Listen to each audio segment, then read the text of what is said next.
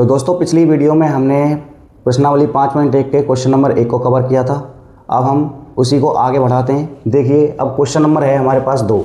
दी हुई एपी के प्रथम 4 पद लिखिए जबकि प्रथम पद ए तथा सारवंतर डी निम्नलिखित है। यानी कि दोस्तों हमको अब की बार इसमें प्रथम पद दे रखा है, सारवंतर दे रखा है और हमको इसमें क्या करना है, प्रथम 4 पद इसमें हमको फाइंड आउट करने हैं। यानी कि आगे के जो 4 पद हैं हमको यहाँ पे एक तरीके से एपी क्रिएट करनी है। तो हमको देखिए दोस्तों किस प्रकार से इस तरीके के सवालों को सॉल्व करते हैं। देखिए सबसे पहले हमने डाला यहाँ पे हल।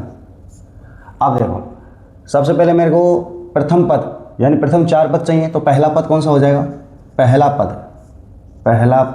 पद को हम किससे लिखते हैं, a1 से लिखते हैं। बराबर यहाँ पे क्या है, a है तो a लिख दो। बराबर में कितना है 10। तो ये तो हमारा हो गया कितना, पहला पद। इसी तरीके से हम लिख सकते हैं दोस्तों यहाँ पे दूसरा पद। कल की कक्षा में आपने देखा होगा कि कल की कक्षा में हमने क्या किया था, पहले पद में हम सारवंतर डी को जोड़ रहे थे तो दूसरी पद निकल के आ रहा था। यानी कि इसमें निकालना है हमको a2 कैसे निकलेगा सर, हम a1 में अगर जोड़ देते हैं d को तो क्या आ जाएगा, a2 आ जाएगा। a1 कितना है 10 है, प्लस सारवंतर कितना है, सारवंतर भी 10 है। तो बोलो a भी 10 सारवंतर भी 10 कितना आ जाएगा, 20 आ जाएगा। कोई दिक्कत, कोनो दिक्कत नहीं सर। तीसरा पद देखो, तीसरा पद यानी a3 निकालना है। a3 यानी कि a2 में अगर मैं सारवंतर d को जोड़ दूंगा तो क्या आ जाएगा, मेरा तीसरा पद आ जाएगा। तो देखना a2 plus d equal to कितना है 20 प्लस में 10 बराबर 30। अरे बहुत ईजी है दोस्तों, इतना कठिन नहीं है। तो देखो चौथा पद निकालो भाई, चौथा पद किससे लिखेंगे, a4 से लिखेंगे। चौथा पद है तो कैसे निकालेंगे, a3 में सर अगर मैं d को जोड़ दूँ, a3 कितना है 30 है, प्लस d कितना है 10 है, बराबर कितना आ जाएगा 40 आ जाएगा। तो इस तरीके से देख सकते हैं दोस्तों, मैंने यहाँ एपी के प्रथम 4 पद यहाँ पे फाइंड आउट कर लिए। कोई यहाँ पे बड़ी बात नहीं है। इसी तरीके से दूसरा क्वेश्चन मैंने यहाँ पे लिख दिया है टाइम बचाने के लिए। तो देखो इसको भी सॉल्व कर लेते हैं ऐसे। हल लिखो भाई, पहला पद यानी कि a1 बराबर दे रखा है हमको, a बराबर कितना दे रखा है -2। कोई दिक्कत नहीं। दूसरा पद भी निकाल लो इसी तरीके से। दूसरा पद यानी कि a2 बराबर सर a1 में अगर d को जोड़ देंगे तो क्या आ जाएगा, a2 आ जाएगा। तो कितना है a1 -2, जोड़ना कितना है 0 तो प्लस 0, और 0 हम कोई भी संख्या में जोड़ते हैं तो क्या आता है 0 को कोई संख्या में जोड़ते हैं तो वही संख्या आती है। तीसरा पद देखो, तीसरा पद यानी कि a3 बराबर a2 प्लस d। a2 कितना है -2, क्या जोड़ना है 0, कितना आ जाएगा -2। इसी तरीके से इसमें क्या निकालना है, चौथा पद निकाल लो। चौथा पद a4 बराबर a3 plus d equal to -2 plus 0 बराबर -2। अरे बहुत सारा है दोस्तों बहुत गर्मी लग रही है। तो देखिए दोस्तों अब है हमारे पास क्वेश्चन नंबर 3। क्वेश्चन नंबर 3 मैंने यहाँ पे लिख लिया है हल। देखो इसी प्रकार से हम लिख सकते हैं यहाँ पे पहला पद यानी कि a1 बराबर a बराबर कितना है 4 है। दूसरा पद a2 बराबर a1 में जोड़ दो आप d तो क्या आ जाएगा a1 कितना है 4 है, जोड़ना कितना है -3 तो -3, 4 में से 3 गया तो कितना बचा 1 बचा। दोस्तों इसी तरीके से हम यहाँ पे तीसरा पद निकालेंगे, a3 बराबर a2 प्लस d बराबर, अब देखो दोस्तों यहाँ पे a2 हमारे कितना निकल के आया था, 1 निकल के आया था, और -3। अब बराबर, अब -3 में से 1 को घटाना है तो कितना बचेगा, -2 बचेगा। बराबर में लिख देंगे दोस्तों -2। थोड़ा आवाज़ का इशू था इसलिए दोस्तों मुझे रिकॉर्ड करके डालनी पड़ रही है, तो थोड़ा मैनेज कर लो। देखो यहाँ पर चौथा पद निकाल रहे हैं, a4 बराबर a3 प्लस d बराबर a8।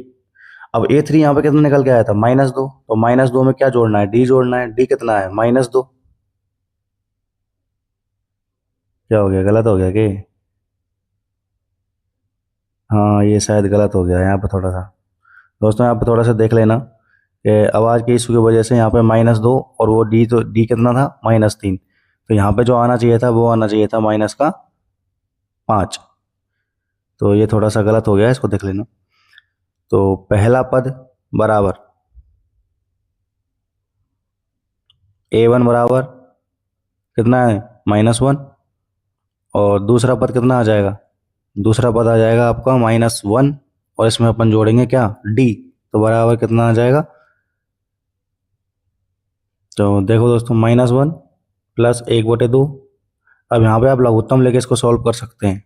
-2 प्लस 1, सीधा गुणा कर दो 2 का 1 के साथ, तो -2 प्लस 1 बराबर माइनस। अब देखो दोस्तों माइनस के ज़्यादा हैं, प्लस का कम है, तो किसका बचेगा, माइनस का, तो -1/2। इसी तरीके से दोस्तों हम यहाँ पे तीसरा पद निकालेंगे। तो A3 बराबर A2 प्लस डी, तो कितना निकल के आया था हमारा A2, -1/2 और 1/2। अब देखो दोस्तों ये भी -1/2 है और ये भी 1/2 है, माइनस से प्लस क्या हो जाएगा, कैंसिल आउट हो जाएगा, तो कितना बचेगा, 0 बचेगा। तो इसी तरीके से दोस्तों हम यहाँ पे चौथा पद निकालेंगे। तो A3 प्लस डी, तो A3 यहाँ पे कितना है हमारा, 0, 0 में क्या जोड़ेगा, 1/2, कितना आ जाएगा, 1/2। तो इसी तरीके से दोस्तों यहाँ पे हमने चारों क्वेश्चनों को हल कर लिया है।